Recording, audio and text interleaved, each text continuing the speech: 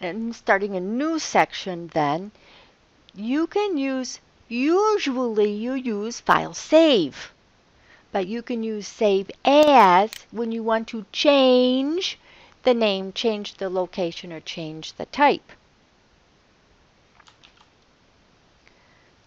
So I have some explanation there for you. You read that.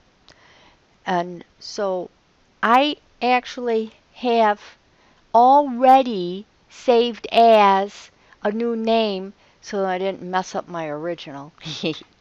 I changed the name.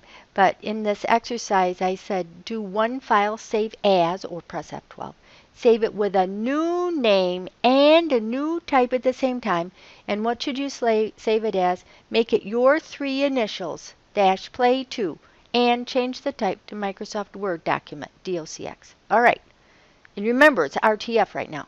So File, Save As, and then we want to change the name so that it has your 3 initials at the beginning. You know, don't you put LLM, okay? That's not you, that's me.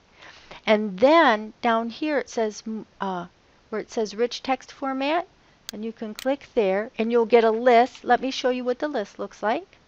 See? The first one at the top is DOCX. But see how far down Rich Text Format is?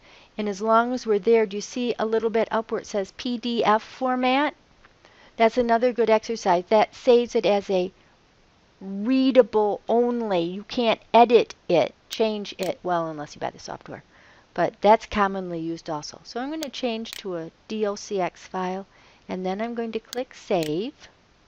And now if you look up at the top on the title bar, it has my initials, and it's in .docx format.